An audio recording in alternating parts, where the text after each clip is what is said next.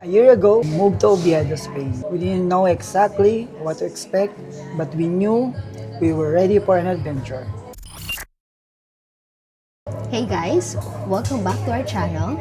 If you are new here, we are MJ and 7, and today is a very huge milestone for us. We officially survived and loved our first full year living here in Oviedo. And we have some massive news about our stay here in Spain. Spoiler alert, we're not going anywhere anytime soon. So right now we are here in La Quintana Cafe. La Quintana, La Quintana kasi yung nakalagay sa map, but here it's Artesanos del Cafe, El Wow. Globo. Yeah. Well, basically, we don't but know. anyway, this is the very first cafe na Yes. pinasok namin during our first month or Once, two. yes, we braved ourselves. Because we're kind of afraid pa going to Spanish cafes. Right now, nag-i-speak ng English si Kuya. Yes. Hindi na kami pinahirapan. For now, let's update our timeline. Okay. So let's go back to Well, if you happen to watch our videos entitled Why We Left the Philippines, we mentioned there na year 2022, we decided to leave the Philippines. Yeah, there are couples of challenges. In January 2023, Spain DNV was launched, and that time we're looking for other digital nomad visa of other countries like Japan. But a year after na namin na-discover yung Spain DNV, it's 2024 na, during his research. June 2024, we decided na to enlist the help of bureaucracy for our application for Spain DNV. Bureaucracy International Group is an immigration consultant. You can find their link here if you also want to get their service. December 2024, we received our passports with 1 year Spain Digital Nomad Visa. So, yung reaction namin doon, sobrang saya namin. Kasi, when you apply sa consulate, you will have this sticker stamp in your passport.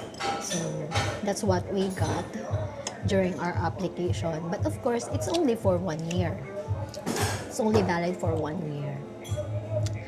And then, that was December 2024. March 2025, we arrived in Madrid, Spain. To be exact, it was March 5, right? March 5, 2025. And then March 7, we came here in Oviedo. April 2025, after a month, we moved to our long-term apartment. And then, what? Kain ng kain kasi. Bus agad. Chill lang. June 2025, we receive our TIE card.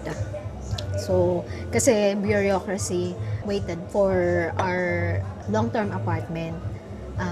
They require us to have this padron first before they scheduled us for TIE. That was May, and then June, nakuha na namin yung TIE card namin. And then from there, August 2025, we receive our tarjeta sanitaria or yung aming health card. So, after TIE, sunod-sunod na yun, no? Yung autonomo mo, and then yung social security registration, and then, yeah, August 2025, we receive our tarjeta sanitaria. So, since 1 year lang yung aming visa dito, we need to renew. We have to apply for 3-year residency. And December 18, 2025, we met with bureaucracy online. So we had this meeting with them. And yun nga, they informed us about the renewal and yung requirements na kailangan namin submit.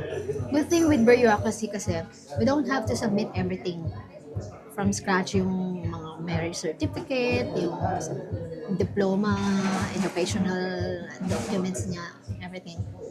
Ang sinubmit lang namin nun is yung copy ng TIA namin, TIE card, updated certificate ng company nila, autonomous registration niya, invoices for the last 3 months, and yeah, 3 months bank statement.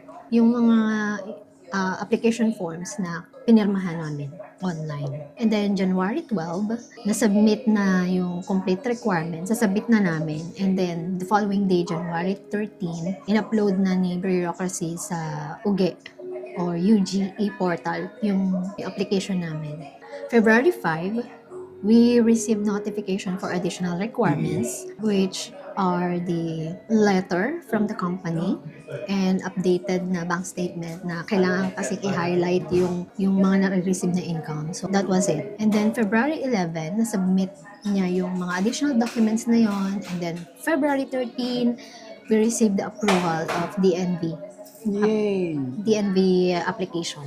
That's for 3 years na. February 21, nagpa-schedule na kami for that year. So that's the big update. We've been approved for another 3-year Spain Digital Nomad Visa. Clap, clap, clap. Thank you, Lord.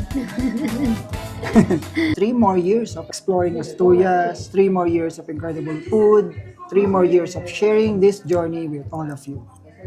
Yeah. And now that we know that we're going to be here for at least 3 more years, so our priorities are changing, shifting. So year 1 was all about like settling in, finding our rhythm, and figuring out how things work. So year 2 is all about integration. I think what's next for us is we'll be focusing more on studying Spanish language. See. The biggest hurdle standing between us and to be truly feel like a locals is the language, basically. We've been getting by, we know the basic, how to order food, but we want more than just getting by. We want to understand the jokes, connect with our neighbors, and really dive into the culture here in Asturias. More adventures and exploration. So as of now, still we are studying class in Cruz Roja, or Cruz Roja. or Red Cross. We are also attending some of like cafe session or conversation with Spanish conversation then. And we are also learning online. We also bought this book from Cervantes. We bought a book, both physical and digital book. We need more practice really.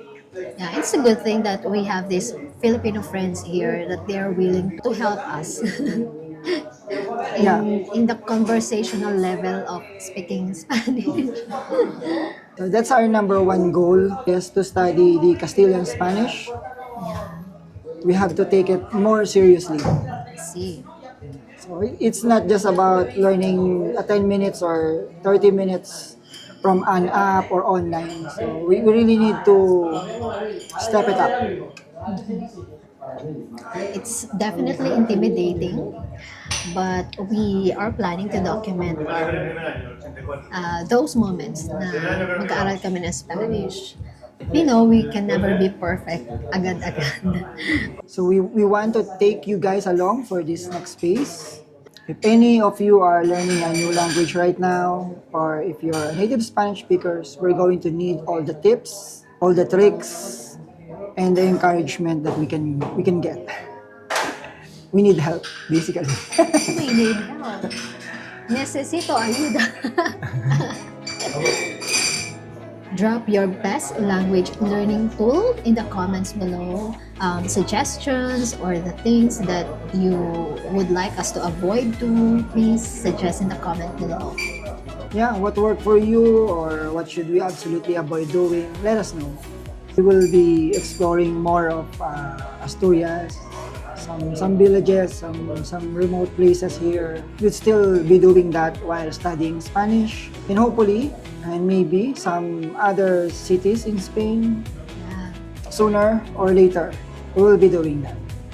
And again, thank you guys so much for being with us for the first year. Yes. Yeah, your support means the world to us. Again, if you like more contents like this, Please like, share, and subscribe. and see you again in our next adventure. Hasta Hasta luego.